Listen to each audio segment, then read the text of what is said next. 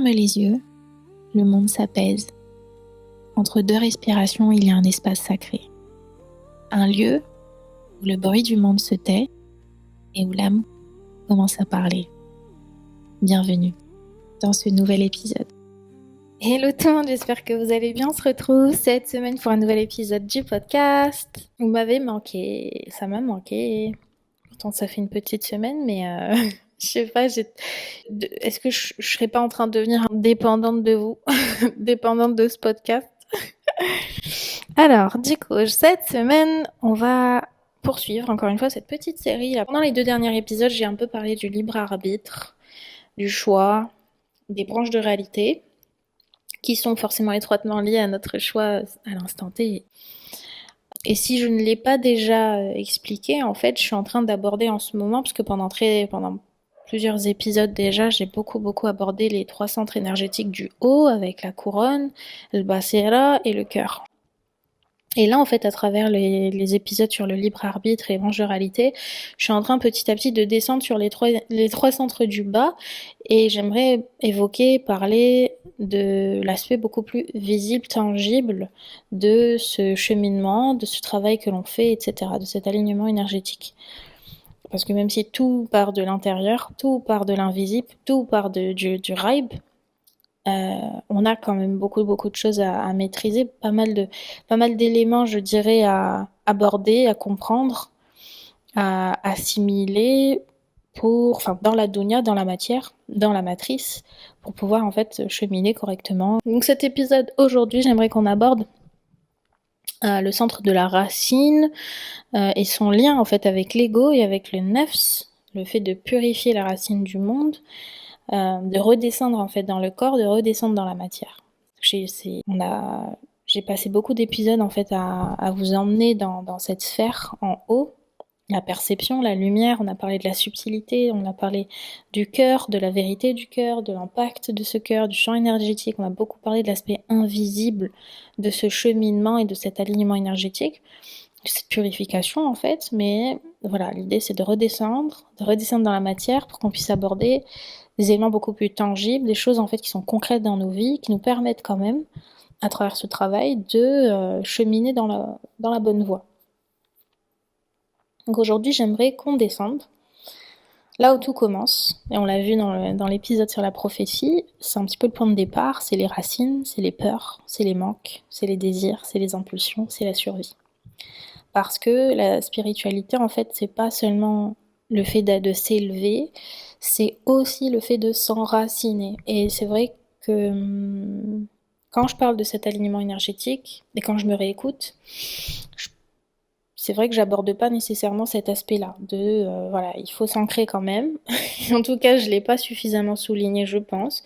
Parce que quand on commence en fait à rentrer dans le bain de la spiritualité, on se concentre très souvent sur un petit peu ce travail spirituel, ce travail psychologique, ce travail sur les énergies, sans pour autant se concentrer en fait sur les énergies d'en bas. Parmi en fait les fondations, parmi ces énergies qui sont en bas, on retrouve en fait l'ego, on retrouve le nefs. C'est cette partie en fait de nous qui elle est pas mauvaise, mais elle est brute en fait. Elle est vraiment, je dirais, sauvage. C'est une énergie, c'est quelque chose qui est de l'ordre de l'instinct. C'est une matière première en fait, et c'est quelque chose qui demande d'être dompté, d'être maîtrisé, d'être purifié. Et le nefs, donc il faut pas considérer, je pense que c'est une mauvaise chose que de considérer le nefs comme un ennemi, parce que c'est pas un ennemi, c'est quelque chose qui fait quand même partie de vous.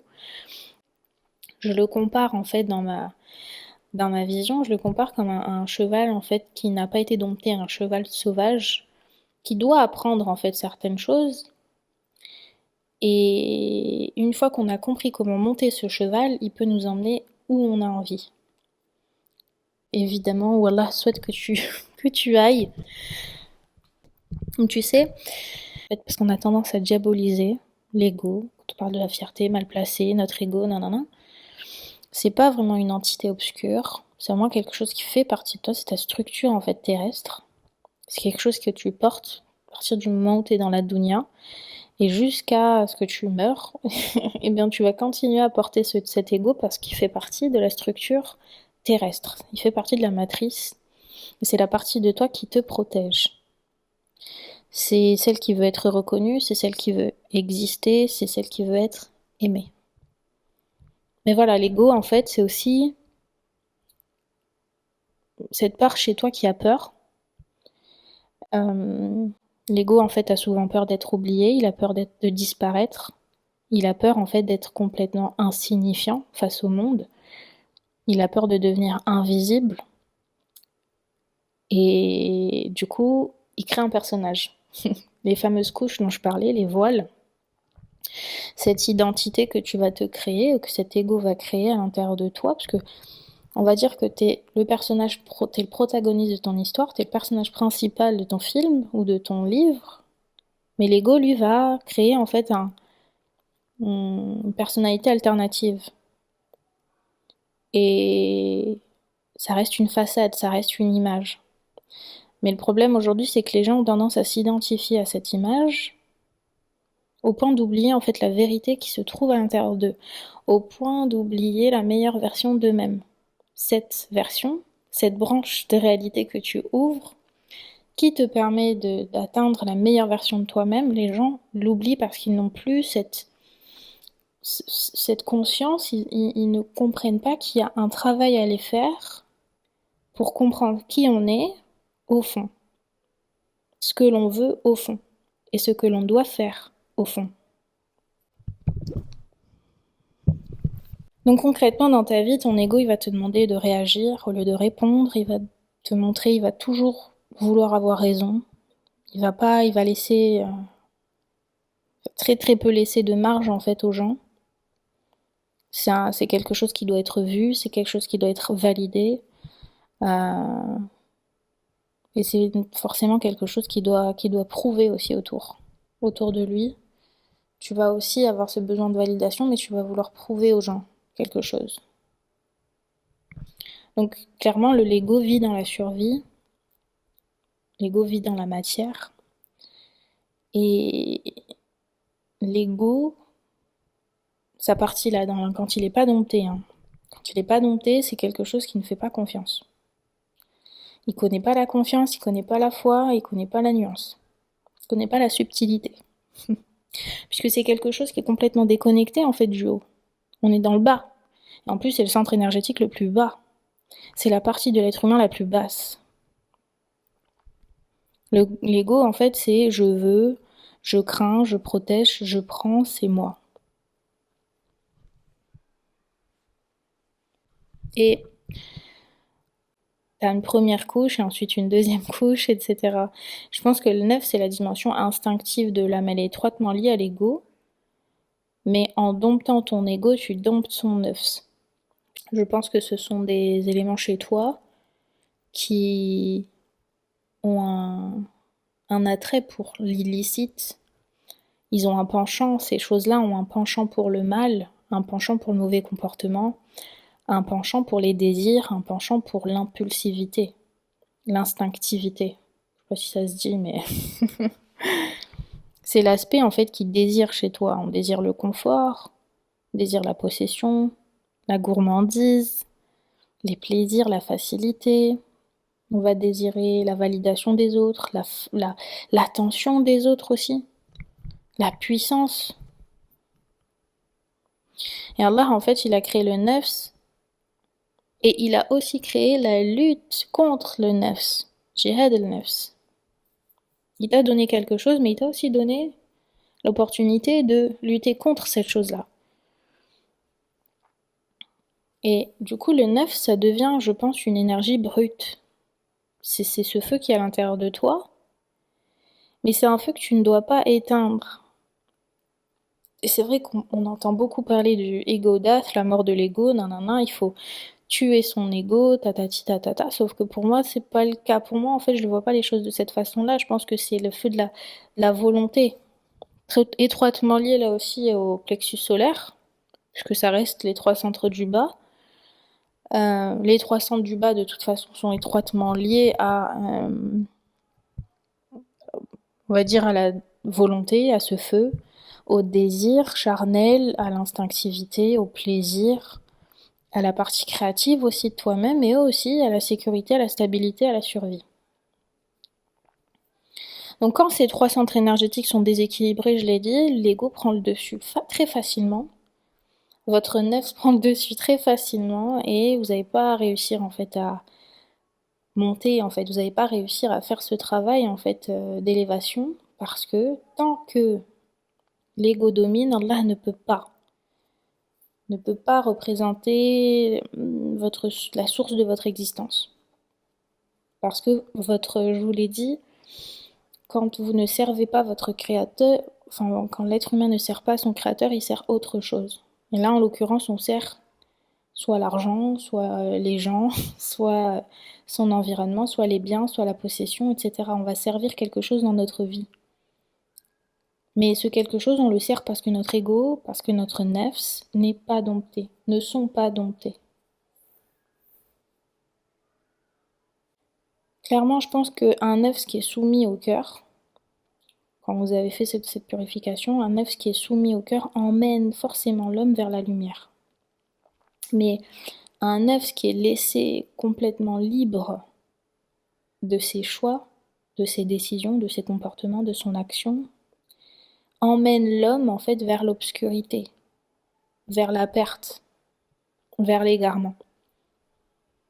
Et je pense que tu as déjà, très certainement, tu as déjà ressenti, je pense, de la jalousie, de la colère, de l'envie, des compulsions, ce besoin de prouver aux gens, d'avoir raison. Tu as forcément déjà ressenti ces émotions intenses, très certainement eu des réactions impulsives ou des attachements émotionnels malsains, toxiques, etc. Enfin bref, c'est ces choses de la vie, hein. Tout le monde a à un moment ou à un autre sur cette terre vécu des situations toxiques et du coup ressenti des émotions toxiques, des émotions basses.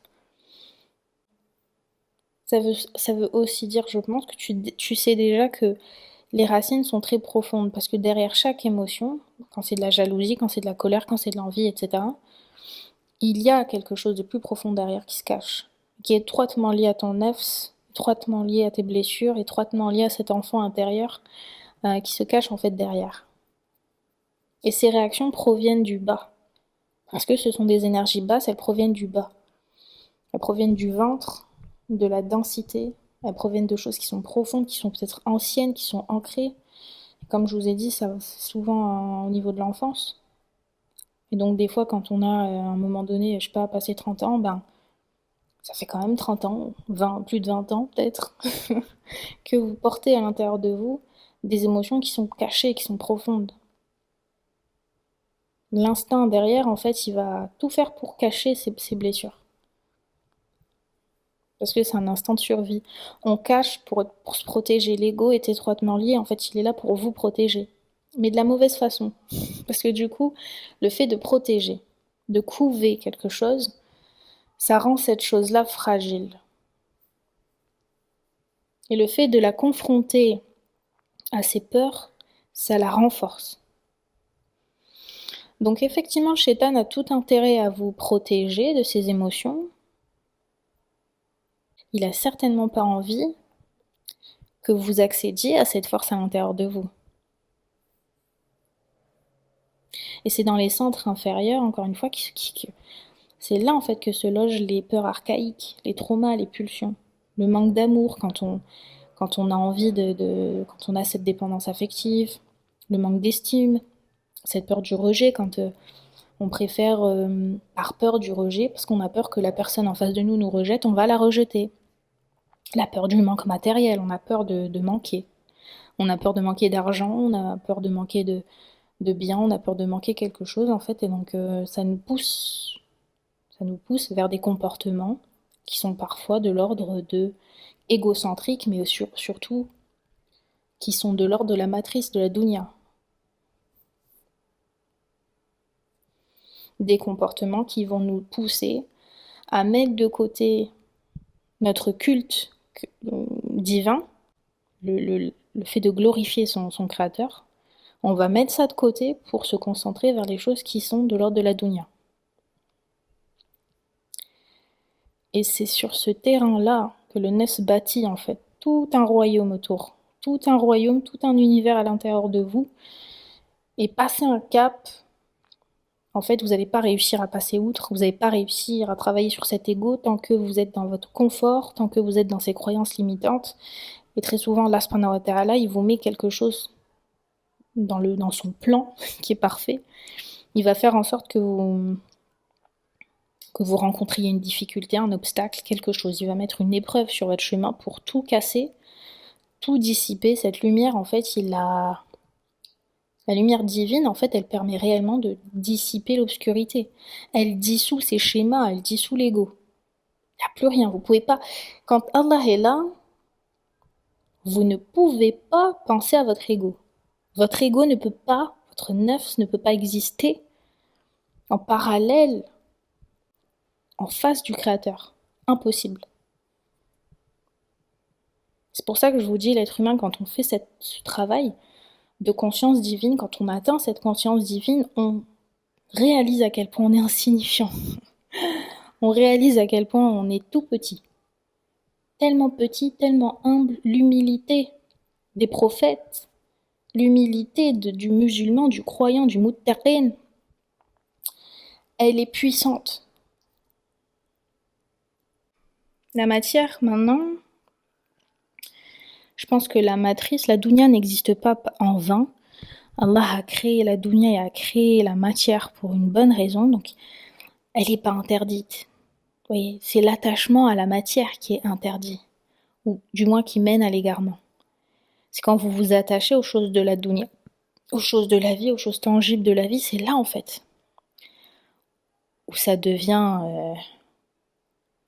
c'est là où vous déviez de votre meilleure branche de réalité. C'est là en fait où vous déviez de cette possibilité, cette opportunité pour vous de devenir la meilleure personne, la meilleure version de vous-même. Quand vous vous attachez au bien, quand vous vous attachez au matériel, quand vous vous attachez à la matière, et dépendre de la matière, c'est perdre sa substance. C'est donner en fait un poids que vous n'allez pas réussir à supporter quand vous avez envie de vous élever, donc il va vous empêcher de vous élever. La foi ne demande pas en fait d'abandonner le monde. Encore une fois, je vous ai dit, les gens du juste milieu, cet équilibre en fait dans la dualité, l'union du haut et du bas, l'union de l'énergie masculine et de l'énergie féminine, l'union de votre travail dans la dunya, votre maîtrise, les 3 centres énergétiques d'en bas, la survie, la racine, la volonté, les désirs, le libre arbitre aussi, les choix, les décisions que vous allez prendre, c'est cet équilibre entre cette partie-là de vous, de votre vie, et ce chemin spirituel en haut. El Basira, la perception, la subtilité, l'intuition, l'élévation vers le divin, la proximité avec Allah Azzawajal, la lumière divine, le cœur. Et cet équilibre, en fait, il est crucial parce que du coup, tu ne vas pas sacrifier le bas pour le haut et tu sacrifies pas le haut pour le bas. Tu vas utiliser le bas, l'exploiter, exploiter la dunya, comme Allah, à travers ses instruments, il exploite ses instruments et nous permet de voir certaines choses, nous donne une perception de la vie, nous donne une science, nous donne un savoir. À travers ces instruments, il opère. Mais là, c'est la même chose. À travers la dunya, tu exploites la dunya, tu exploites la matière pour t'aider à t'élever. Mais exploiter la dunya, ça veut dire que tu la possèdes sans qu'elle te possède. Tu possèdes la dunya sans qu'elle te possède elle. C'est tu influences, tu exploites sans te faire exploiter. sans t'attacher. Et elle est là la vraie sagesse de ce centre racine, de cette sécurité, de cette stabilité. Tu peux, en fait, le jour où tu comprendras que la sécurité, c'est une forme d'apprentissage. C'est l'apprentissage grâce à l'usage, mais pas grâce à la dépendance. Je te donne un exemple. Une voiture. Une voiture aujourd'hui, elle a un usage pour toi, elle te permet de passer d'un point A à un point B. Tu peux la posséder, mais elle ne te possède pas en retour. Tu as quand même tes jambes. Si tu as envie de prendre un chemin très précis, tu peux partir et faire ton chemin sans passer par ta voiture.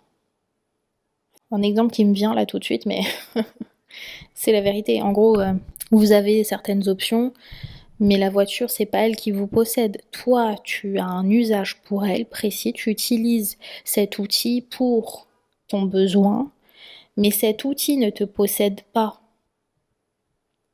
À moins que tu souhaites prendre la voiture pour faire 10 mètres. Mais dans la majorité des cas, tu as des jambes. Tu peux marcher. Et c'est là en fait où tu réalises que un chemin en fait que tu prenais, tu mettais 3 minutes en bagnole, ben tu peux supporter de faire 20 minutes à pied. C'est là en fait où tu prends conscience que non, en fait, t'as pas besoin de prendre la voiture. T'as des jambes, tu peux marcher. Et là, tu réalises que, effectivement, c'est toi qui possèdes, mais la voiture ne te possède pas. C'est à peu près ça. C'est à peu près ça. Avec la vie, avec la matière, avec la dunya, avec toutes les choses qui sont de l'ordre de la matrice, du tangible.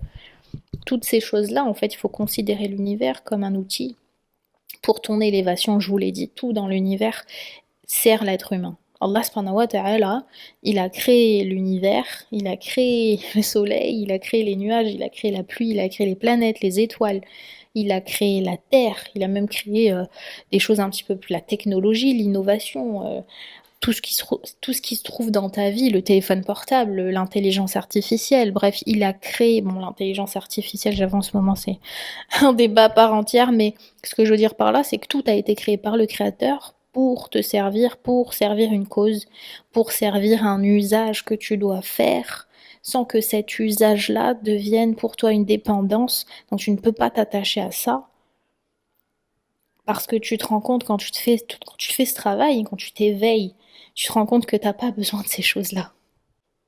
T'as besoin du créateur, t'as besoin d'Allah Azzawajal. T'as pas besoin des moyens, t'as pas besoin des instruments, t'as besoin du créateur qui les a créés. C'est lui la source.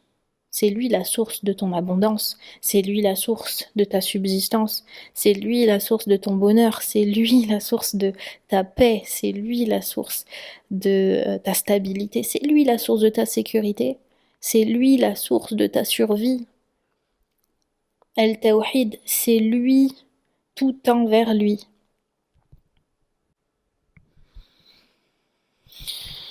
Tu sais quel est le paradoxe?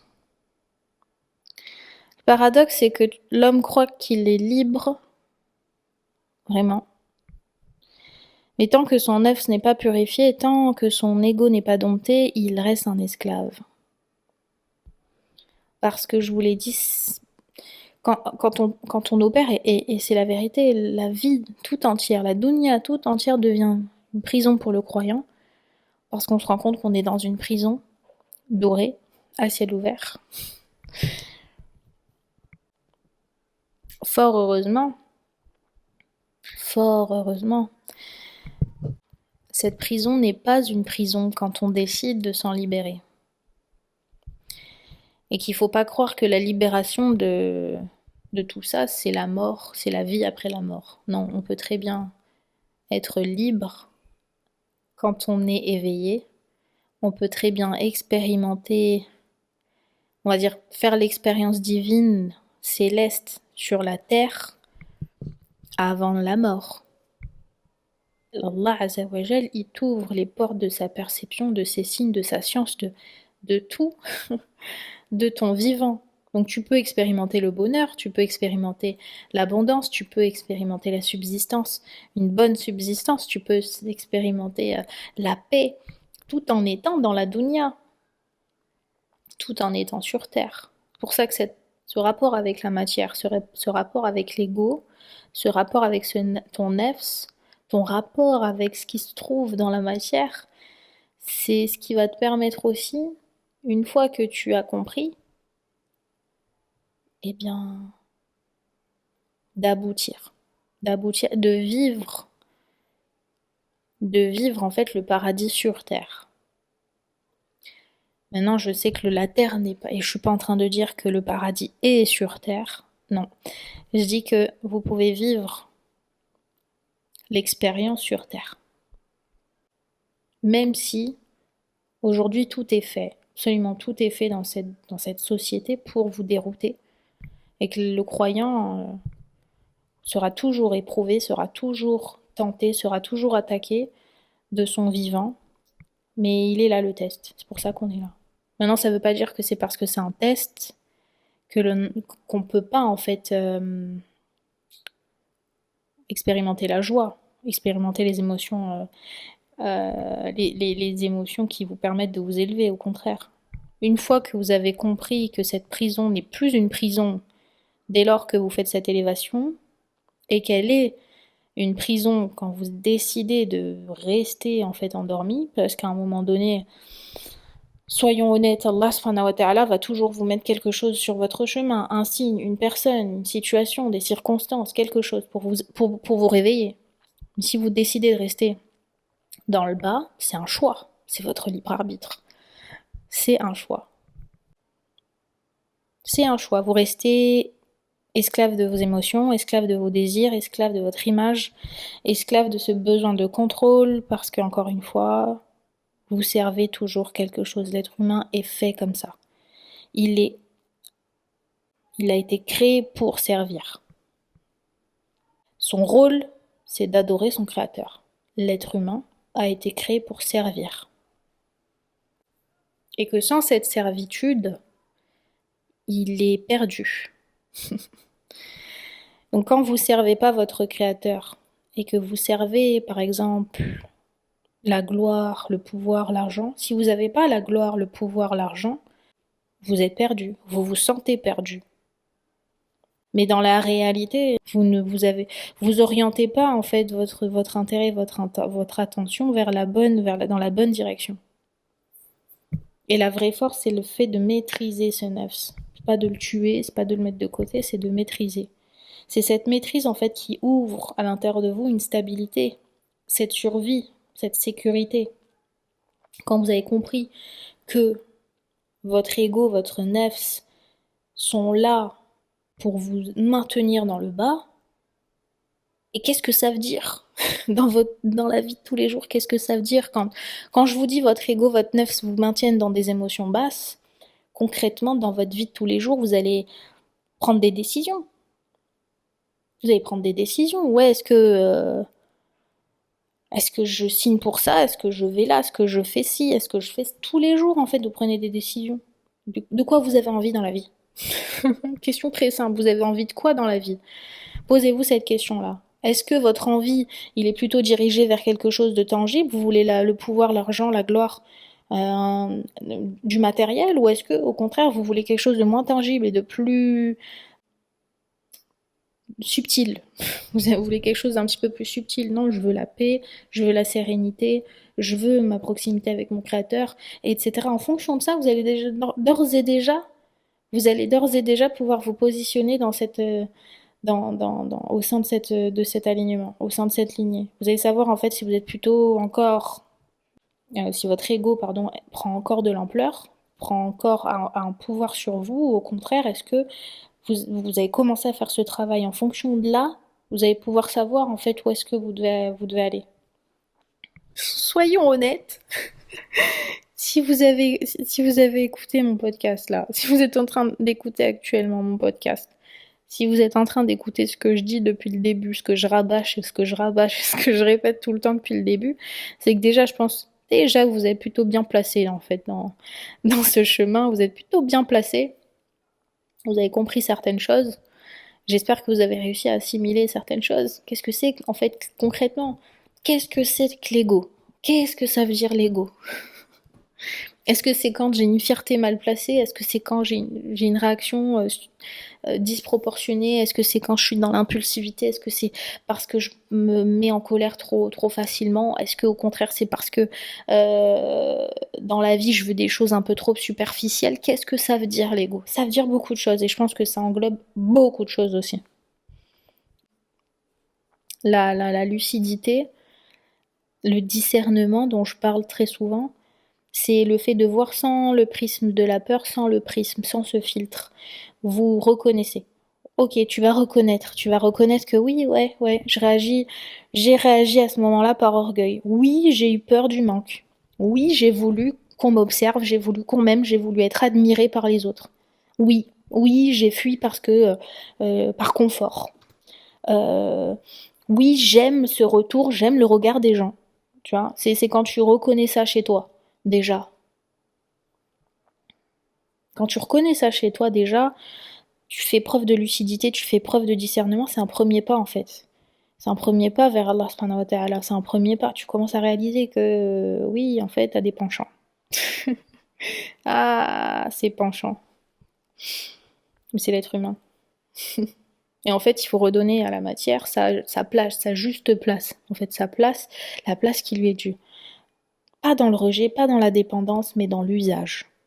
Où vous allez utiliser cette matière. Vous n'allez pas faire d'elle le centre de votre vie, mais vous allez l'utiliser pour vous élever, pour votre réussite. Mais cette réussite, elle, elle est basée sur quoi? Qu'est-ce que la réussite aujourd'hui? Hein? Qu'est-ce que la réussite? C'est quand on a quand on est stable, qu'on est marié, qu'on a des enfants, qu'on a un très bon travail, une stabilité financière, géographique, etc. C'est quoi la réussite? Ben, je pense que la réussite, elle va définir, enfin, elle va dépendre de ton état d'âme. De où est-ce que tu te places dans cette purification.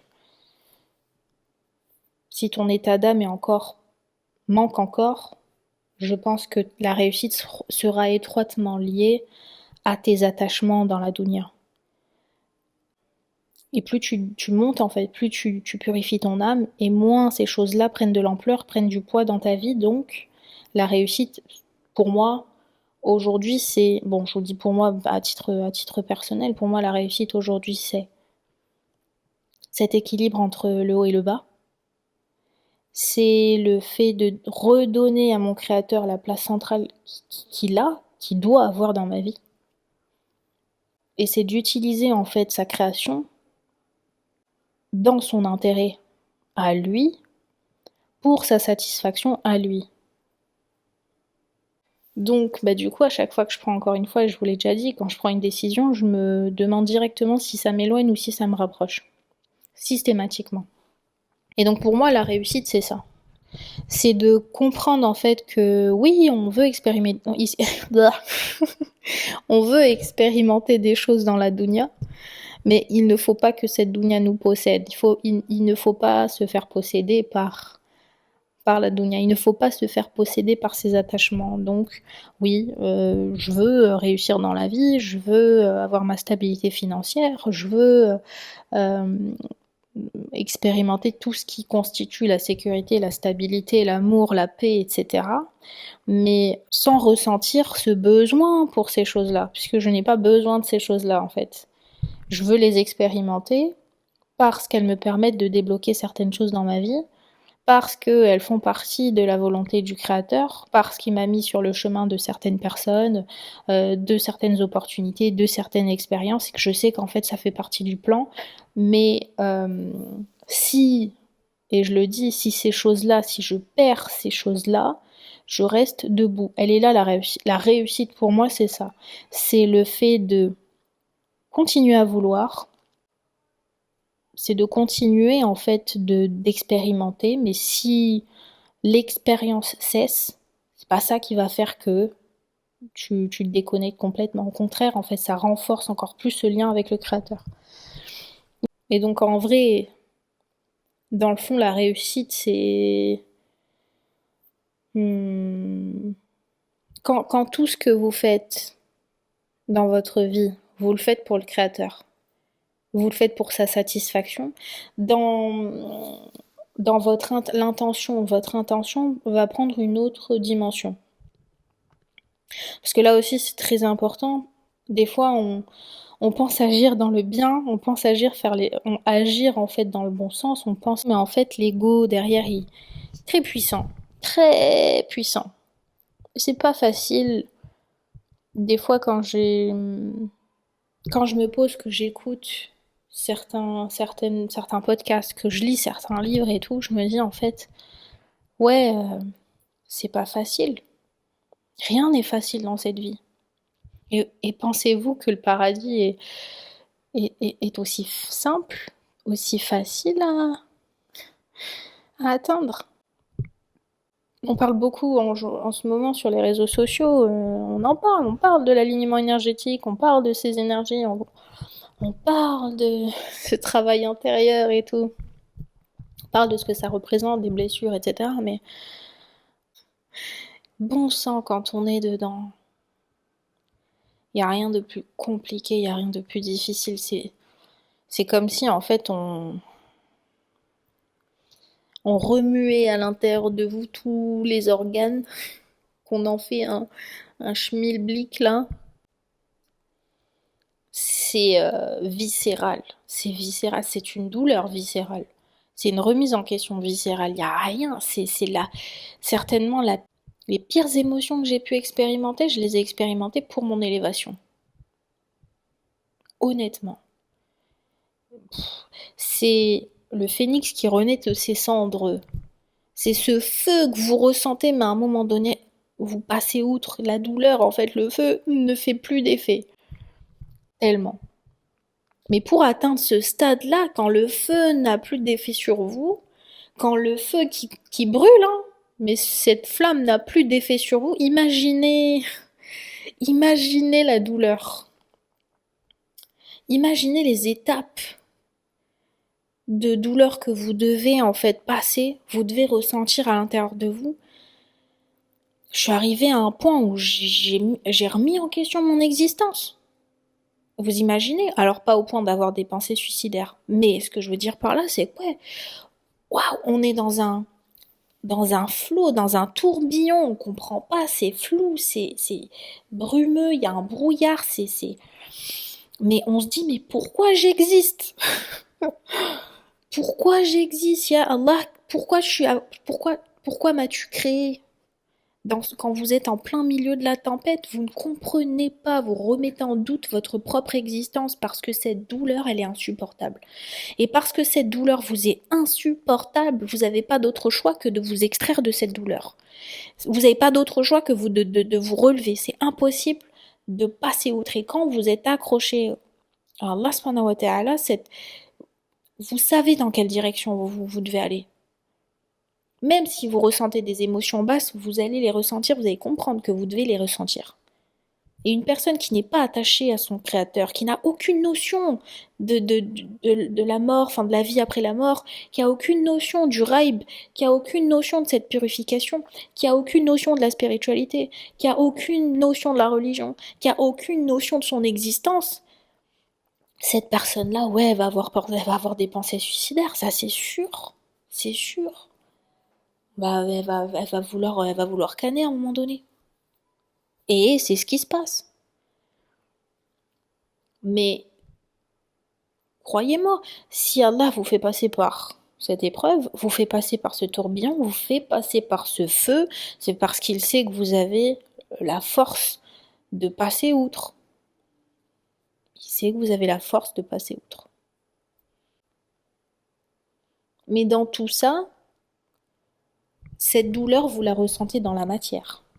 Plus l'ego, plus votre nefs, plus ils sont puissants, plus ils prennent de l'ampleur dans votre vie, plus cette douleur, en fait, elle va être dévastatrice. plus votre ego va vous déchirer de l'intérieur. Le jour en fait où vous allez arrêter de réagir par instinct, ou que vous allez arrêter de vouloir avoir raison, vous allez arrêter de réclamer l'attention. C'est ce jour-là, c'est à ce moment-là que tu redescends dans ton corps pour remonter vers ton âme. C'est à ce moment-là que vous allez comprendre qu'il faut utiliser la dunya comme un outil, comme un usage, qu'il ne faut pas s'attacher en fait au bien, à la création, aux créatures, parce que le challenge, l'objectif, c'est de remonter le plus haut.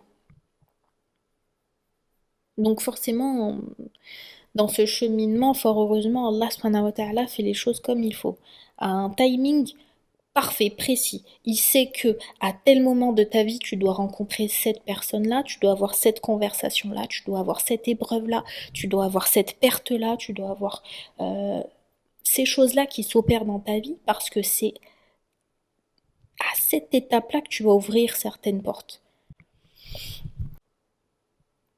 Et à la fin, tu vas comprendre en fait que ton ego, petit à petit, tu vas réussir à le dompter. Tu vois?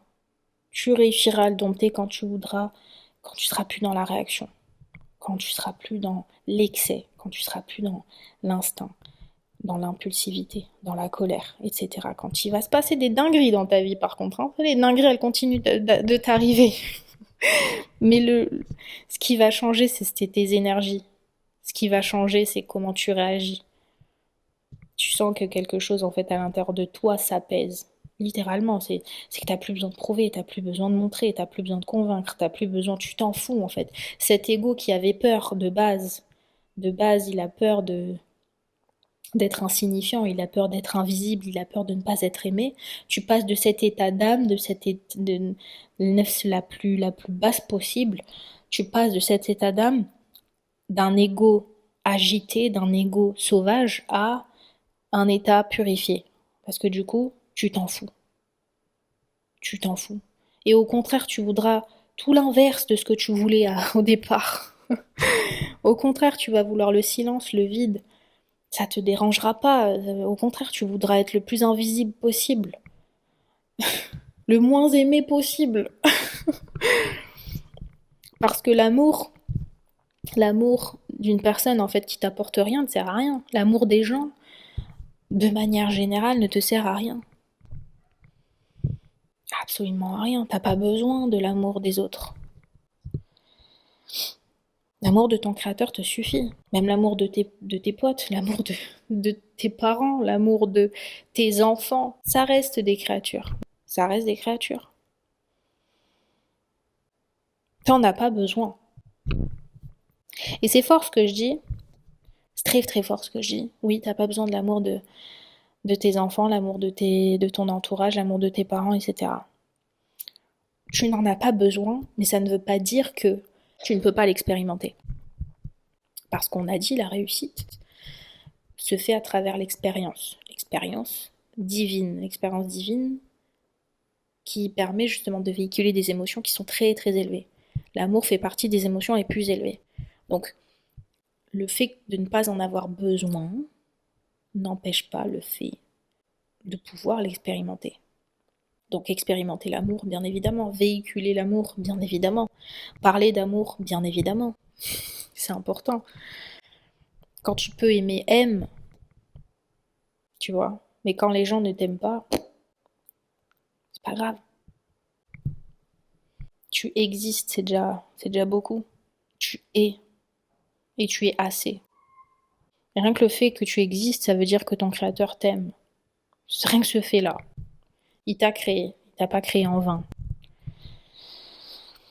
Al-Qadr ne t'a pas créé en vain. Il t'a créé pour une bonne raison.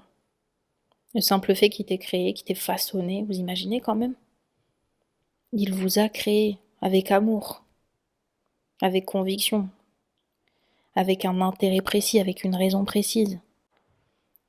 C'est pas pour rien, vous n'êtes pas juste un pion à l'intérieur d'un jeu, d'une simulation. Vous êtes un être humain à part entière et vous avez l'opportunité d'expérimenter la chose la plus belle qu'Allah subhanahu wa ta'ala ait pu faire pour vous, aka le paradis.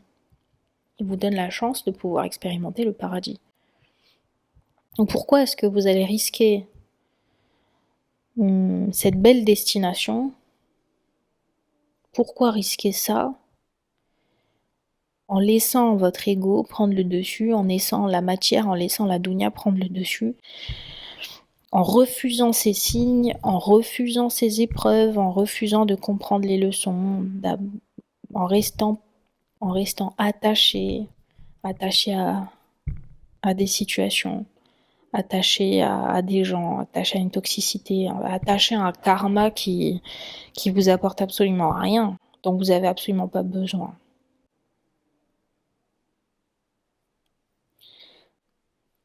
Qui domine ta vie? C'est une bonne question, ça. Qui domine notre vie? Est-ce que c'est nous, la meilleure version, la branche la plus élevée, la meilleure version, le nous, le vrai nous? Ou est-ce que c'est le nafs? Ou est-ce que c'est notre ego? Qui domine notre vie aujourd'hui? Qu'est-ce qui domine notre vie? On aime croire qu'on contrôle, mais... Enfin, qu'on contrôle et qu'on se contrôle. Qu'on décide, qu'on choisit librement, qu'on est conscient. Et je vous l'ai dit, des fois, c'est pas nous qui choisissons, c'est nos émotions qui choisissent à notre place. On pense, mais c'est pas vrai. Est-ce qu'on est vraiment conscient? Ou est-ce qu'on est juste en train d'obéir à des pulsions, à des blessures, à des manques, des besoins de validation, à un confort? Est-ce qu'on est juste en train d'obéir à un schéma répétitif dans notre vie? Est-ce qu'on obéit à des illusions? C'est fou, mais je me pose... je vous l'ai dit, quand j'ai commencé ça, même le podcast, l'existence de ce podcast, le fait que je me pose toutes les semaines, que je ressente ce besoin de vous parler, d'extérioriser, est-ce que je le fais pour les bonnes raisons? Est-ce que vraiment c'est moi ou c'est mon ego? Parce que c'est tellement vicieux. Et je vous le dis, c'est pas facile. C'est la pire, c'est la chose la plus difficile que vous allez devoir faire, je pense, quand vous commencez quand vous avez en fait beaucoup de bagages, et c'est le cas de beaucoup de gens aujourd'hui, certainement la majorité des gens. Et je vous le dis, ce travail, cet alignement, c'est peut-être la chose la plus difficile que vous allez devoir faire de toute votre vie. Vous allez couche par couche, et vous allez vous rendre compte en fait que même après plusieurs années, après plusieurs mois, après plusieurs années de travail, vous allez encore découvrir des nouvelles choses. Tac, tac, tac. Sérieusement, l'islam en fait décrit le nefs comme la partie la plus basse, mais... Oh... La partie la plus basse, mais de quelle profondeur Je veux dire, quelle est la notion de cette profondeur? Enfin, j'ai aucune notion. Aujourd'hui, je vous le dis, j'ai pas de notion de cette profondeur. Je sais pas. Jusqu'où elle descend? Jusqu'où faut descendre? Jusqu'où faut aller pour aller déterrer tout ça? Et je vous le dis, c'est un truc de fou. L'ego, c'est un truc de malade. Le nefs, c'est un truc de dingue. Est-ce que...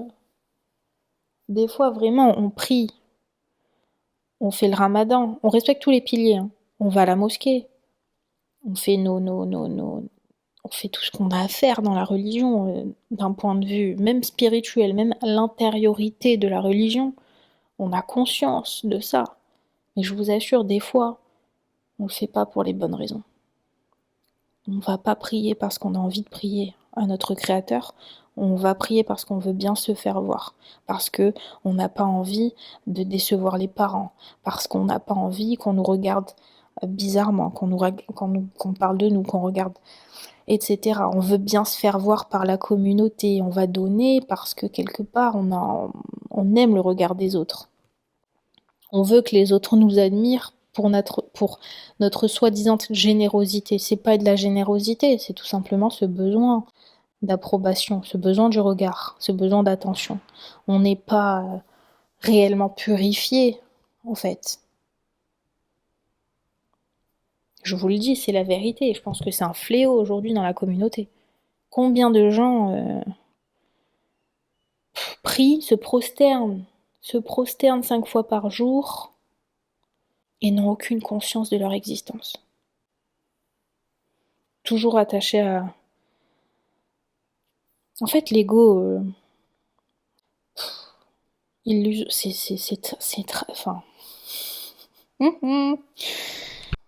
Le neuf, c'est vraiment un enfant gâté, hein. C'est celui qui tape du pied quand on lui dit non. Celui qui exige quand on lui impose une limite, celui qui s'enflamme pour une broutille de rien du tout, celui qui s'effondre à la moindre contrariété.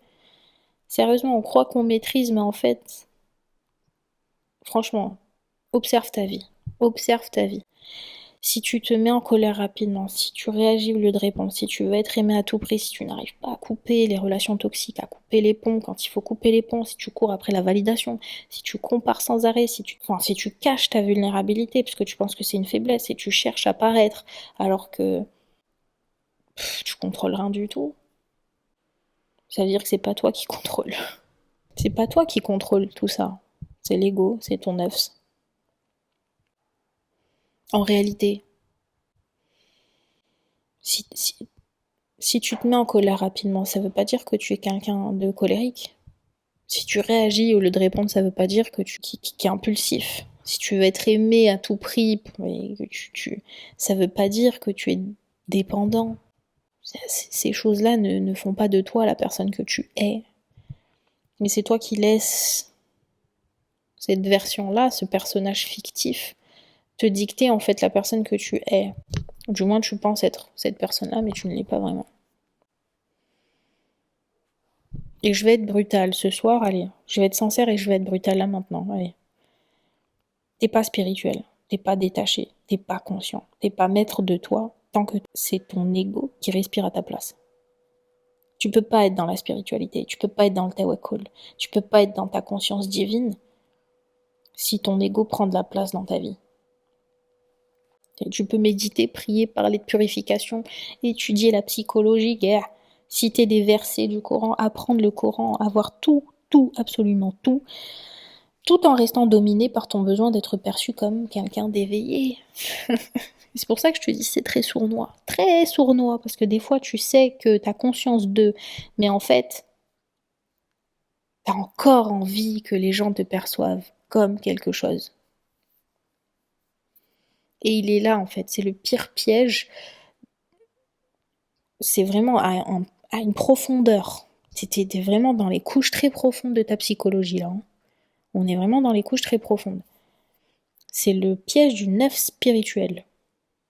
C'est une forme d'ego beaucoup plus subtile.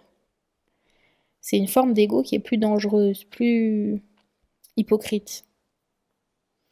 Parce que cet ego-là, il se cache derrière la lumière. Vous imaginez?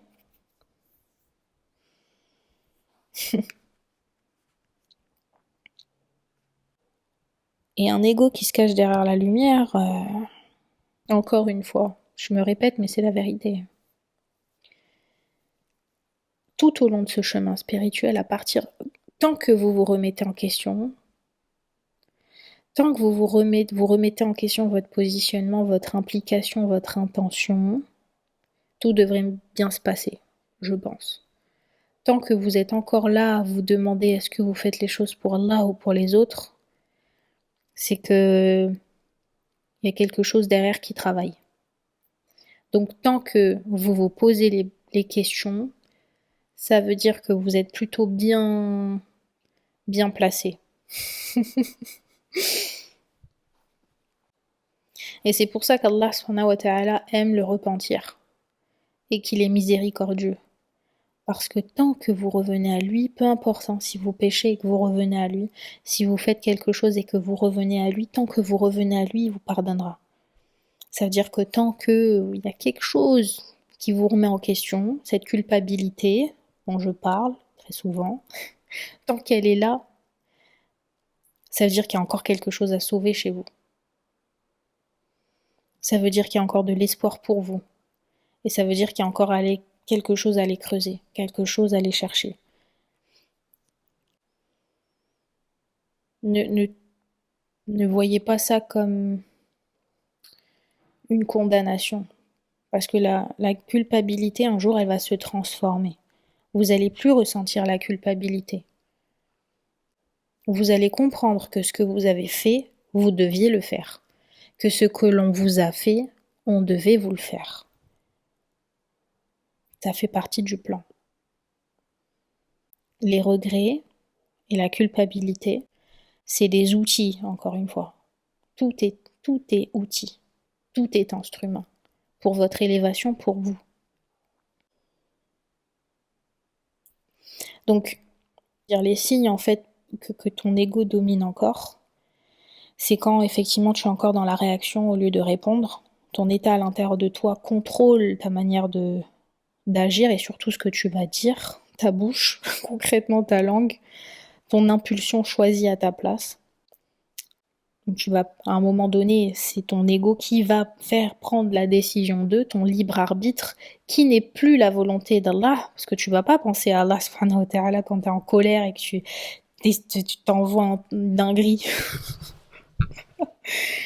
Quand tu insultes, quand tu parles, quand tu es dans la colère et quand tu es dans des énergies très intenses, euh, au moment où tu ressens ces énergies, au moment à l'instant T, au moment où tu les ressens, tu vas pas nécessairement penser à ton créateur. Ok? Donc tu vas agir, tu vas laisser ton libre arbitre, tu vas laisser ton ego dominer ce libre arbitre à ce moment-là. Tu es dépendant du regard des autres. Donc tu existes quand on t'approuve et tu t'éteins quand on t'oublie. Ok? Ça veut dire qu'en gros, quand tout va bien, tu te sens exister. Ok? Tu te sens au sommet. Mais quand plus personne parle de toi, quand tu ressens en fait de la distance, etc., tu ressens cette blessure du rejet, tu te sens rejeté et donc tu finis par déprimer, etc., tu t'éteins. Tu vas expérimenter des énergies très très basses parce que justement, tu laisses ton ego prendre le dessus. Aussi, quand vous voyez les schémas répétitifs dont je vous parlais, parce qu'on agit d'une certaine façon et que on continue de revenir vers ce qui nous est familier, peu importe en fait si c'est des choses, et très souvent quand c'est des choses mauvaises, on retourne toujours vers ce qui nous est familier, même si ces choses-là nous détruisent, c'est pas grave. Parce qu'on le fait par confort, par habitude, par attachement, parce qu'on ressent un vide et qu'on supporte pas le vide. Donc on préfère en fait revenir dans des schémas répétitifs plutôt que de se confronter en fait à la réalité. Ça veut dire que votre ego là aussi, il domine. Quatrième signe, tu n'arrives pas à lâcher. T'arrives pas. Tu n'arrives pas à lâcher la corde. T'arrives pas à lâcher les gens. T'arrives pas à lâcher les histoires. T'arrives pas à lâcher les craintes. T'arrives pas à lâcher les peurs. Tu n'arrives pas à lâcher cette identité que tu t'es construite toute ta vie. Parce que, encore une fois, ton ego domine. Ton ego, ce personnage fictif est là. Et il va tout faire pour que tu ne lâches pas. Okay, parce que tout ça, ça te permet de te cacher, de te protéger. Mais encore une fois, quand on nous protège, on nous surprotège, on est fragile en fait. Quand on a un ego surdimensionné, quand on a trop d'ego, derrière en fait c'est parce qu'on est fragile et qu'on a peur. Tu confonds le désir avec le besoin, et ça je l'avais déjà dit. En gros, tu crois que tu veux quelque chose, mais tu veux juste calmer quelque chose que tu n'arrives pas à contrôler à l'intérieur de toi, souvent des blessures. Quand tu réagis au lieu de répondre, quand tu es dépendant du regard des autres et de ce besoin de validation, quand tu retournes vers ce qui est familier, quand tu n'arrives pas à lâcher la corde et quand tu confonds le désir avec le besoin, tout ça, ça revient tout simplement à dire que ton ego prend de la place quand tu n'es pas prêt à affronter ce que tu es. Parce que affronter ce que tu es, ça veut dire que tu dois affronter la version que tu es. La version que tu es, ça veut dire en gros tes défauts, ce que tu as pu faire dans ta vie, les traumas qui te sont arrivés, les situations difficiles que tu dois affronter, ce que l'on a pu te dire, etc. C'est vraiment brutal. C'est brutal. Et en fait, cet ego, c'est une protection on se donne pour survivre dans la dunya. Parce qu'on pense que la dunya, on pense que ces attachements, c'est une finalité. Il nous faut ces choses-là dans la vie. Donc on va s'y accrocher. Tu t'accroches. Et quand tu regardes un peu ton rapport avec la matière, quand ton rapport à la matière, et je l'ai dit tout à l'heure, c'est pour toi l'argent, l'apparence, la réputation, les relations, le confort, ta position sociale, hein, là aussi c'est très important. Tout ça, ça révèle en fait où est-ce que tu en es. Ça révèle pas qui tu es. Encore une fois, ces choses-là ne font pas de toi qui tu es, mais ils révèlent où tu te positionnes, où tu en es dans ta vie. On croit être dans le tawhid, hein, on pense qu'on est dans le tawhid, mais en fait on pratique un lâcher-prise, un tawakkul qui est sélectif. On fait confiance à Allah tant que la matière, tant que la dunya, tant que l'on a l'argent, l'apparence, la réputation, les relations, le confort, etc. Là oui, là c'est facile de faire confiance quand on a tout, n'est-ce pas? Quand ton ego est satisfait, il n'y a rien, il n'y a pas de raison pour toi de ne pas faire confiance. Donc oui, normal, tranquille, n'est-ce pas? Mais c'est quoi le tawhid? Je rappelle que le tawhid c'est Allah, et c'est tout. Je suis détaché, mais pourquoi est-ce que tu paniques quand quelqu'un te quitte? Pourquoi tu paniques quand tu perds un projet? Pourquoi tu paniques quand, je sais pas moi, tu perds ta beauté? Pourquoi tu paniques quand ton compte bancaire, en fait, il prend un coup? Pourquoi tu paniques quand tu perds quelque chose? Tu penses que t'es détaché? La vérité, c'est que t'es pas détaché, t'es dépendant, t'es accro, t'es consommé. Tu n'es pas libre.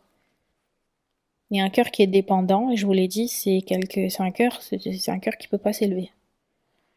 Maintenant, j'ai une question. Une seule.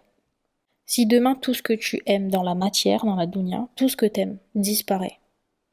Demain, tout ce que t'as disparaît. T'es encore vivant, hein, mais tout ce que t'as dans ta vie, là, tu fais le point. J'ai mes parents, j'ai mon travail, j'ai mes projets, j'ai ma vie, j'ai mon argent, j'ai mes enfants, j'ai mon époux, mon épouse, j'ai tout ce qu'il faut. Si tout ça, demain, t'as plus rien. Tout ça disparaît. Qu'est-ce qui reste de toi? Est-ce que tu restes debout face à ton créateur ou est-ce que tu t'effondres? Et la réponse à cette question, la réponse, ça va être cette réponse qui va déterminer ton niveau de maîtrise du nefs. C'est pas ton niveau de foi déclaré, c'est pas tes paroles, c'est pas tes pratiques extérieures. C'est est-ce que si je perds tout, je suis encore debout ou au contraire, est-ce que si j'ai plus rien, je m'effondre parce que je suis trop attachée à ces biens et à ces choses-là. Tant que tu laisses ton nef s'attacher à la création et aux créatures et à tout ce qui est de l'ordre de la dunya, ton cœur ne sera pas suffisamment fort pour s'élever. Donc pose-toi cette question pour déterminer où est-ce que tu en es une bonne fois pour toutes, tu vois. Détermine ce que tu es si tu perds tout. Qui es-tu si tu perds tout? Et c'est cette stabilité intérieure c'est ton vrai degré spirituel. C'est là en fait où tu arrives à te dire en fait non, si je perds tout, c'est pas grave. Ou au contraire, si je perds tout, qu'est-ce que je deviens? Je ne suis plus rien si je perds tout. Où est-ce que tu te places? À droite ou à gauche? Celui qui n'a pas discipliné son nefs n'a rien discipliné. Il n'a discipliné absolument rien du tout. Le jihad al-nafs, c'est quelque chose de très puissant. Parce que tout découle de ça. Alors je suis d'accord, le cœur et la spiritualité, etc., c'est très simple. Je pense que le travail, en fait, au niveau des 3 centres énergétiques du haut, tu peux réellement le faire quand tu as un minimum de maîtrise de quand tu maîtrises bien les 3 centres du bas. C'est-à-dire que ton cœur, le basira, la perception et ta conscience divine, tu ne pourras atteindre ça maîtriser ça que quand tu auras fait réellement un vrai travail au niveau de l'ego, ou au moins que tu te seras réellement éveillé au niveau de toute cette dimension-là énergétique, mais aussi spirituelle, et ce que ça veut dire dans ta vie concrètement, de manière tous les jours, dans ta vie concrètement, ce que ça veut dire. Parce que l'ascension, c'est vers Allah, et l'ascension vers Allah, subhanahu wa ta'ala, commence en bas. C'est le premier centre énergétique. Adam alayhi salam. Premier, c'est la racine, c'est le corps, c'est le monde matériel, c'est la peur, c'est la survie, c'est le manque, c'est les désirs primitifs. C'est ce que tu fuis, c'est ce que tu caches, c'est ce que tu camoufles en fait sous les belles phrases, les beaux discours, les apparences, les réseaux sociaux, tes photos, ton rapport en fait avec les autres, etc. L'islam en fait ne va pas demander de nier la dunya, il ne te demande pas de nier la matière, mais il te demande en fait de connaître tout ce qui constitue la matière, tout ce qui constitue la dunya pour les dompter et pour purifier ce qui doit être purifié. Donc en gros, comment est-ce qu'on fait pour dominer son nefs, techniquement? comment je fais moi? La première des choses, c'est de rester honnête avec soi-même. Mais l'honnêteté vraiment brutale, hein, radicale. En gros, tu dois te dire la vérité, sans filtre. Tu dois apprendre à voir les choses telles qu'elles sont. Sans filtre, sans excuse, sans spiritualité cosmétique, tout ça, tu vois, sans mauvaise modestie, enfin bref. Tu dois te dire la vérité, où est-ce que tu en es? Je vous l'ai dit, posez-vous la question. Posez-vous les questions. Secondo, c'est la discipline, c'est la vraie discipline, en fait. Celle où tu sais comment retirer des habitudes, tu sais comment renoncer à des plaisirs, tu sais comment t'imposer un non, quand tout à l'intérieur de toi, ton ego, ton œuf, tout veut un oui, tu sais que tu dois t'imposer un non. C'est troisièmement le détachement. Donc réapprendre à exister sans valider, sans posséder, sans retenir. On ne retient pas les gens qui ne veulent pas rester dans nos vies. On n'éprouve pas ce besoin de validation, ce regard, ce rapport avec l'autre. Le détachement, c'est un lâcher-prise total. Tout appartient au Créateur. Rien ne t'appartient dans cette vie. Tu es là temporairement. Tu es là pour expérimenter. Tu es là pour apprendre et pour expérimenter et pour appliquer les préceptes.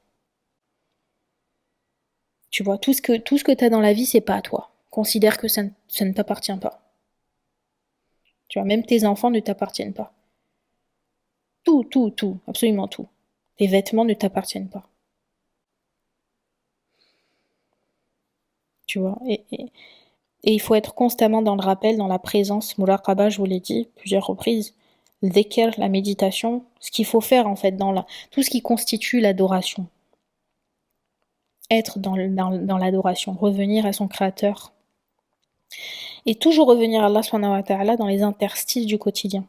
Jusqu'à ce que ton ego, il va cesser d'être ton maître, mais il va devenir un outil. Waouh, c'est un chat qui miaule, le pauvre, je crois qu'il pleure.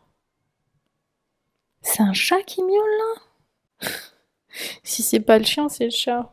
L'épisode de ce soir, c'était vraiment notre rapport avec la dunya. Notre rapport avec cette matière, l'ego, le nefs, tout ça. Parce que bon, c'est encore une manière pour nous de cheminer. Hein. Je voulais vraiment aborder ce sujet sur l'ego parce que, bon, je l'ai abordé de temps en temps dans les épisodes, mais c'est important de pouvoir faire un focus dessus et se dire, ok, qu'est-ce que ça constitue? Quelles sont les questions qu'on doit se poser, etc. C'est intéressant. La semaine prochaine, en fait, on va continuer un peu dans cette... En fait, l'idée, comme je vous ai dit, c'est d'aborder les trois centres du bas.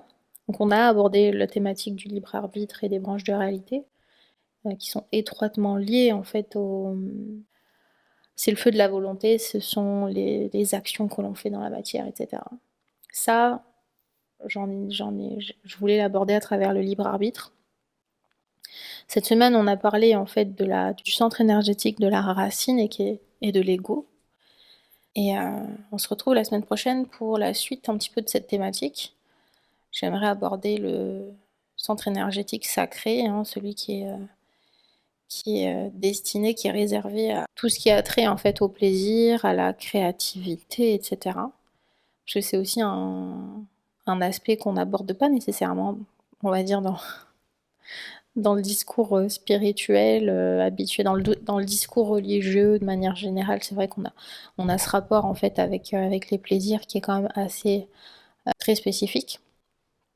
Mais c'est aussi quelque chose à aborder parce que l'être humain, ce centre énergétique en fait permet de réaliser à quel point le corps c'est quand même quelque chose d'extrêmement sacré et ce rapport en fait avec les plaisirs, avec le relationnel, il constitue en fait peut constituer entre guillemets un obstacle majeur dans notre élévation, dans ce qu'on a envie de faire, dans ce cheminement et dans notre purification. C'est une thématique que je pense qui est important d'aborder, quoi. C'est important de pouvoir en parler. À partir du moment où je parle des centres énergétiques, je me dois d'aborder cet aspect-là de la spiritualité et de la purification parce que techniquement, ouais, on va beaucoup parler du corps et de ce qu'il représente en fait dans la matière et son lien en fait avec son lien forcément avec l'élévation spirituelle, l'élévation énergétique. Je vous souhaite une excellente semaine, comme d'habitude. Je vous fais de gros bisous. Ça passe super vite. Franchement, les semaines passent comme... C'est un truc de fou. Je vous fais de gros bisous et à très très vite.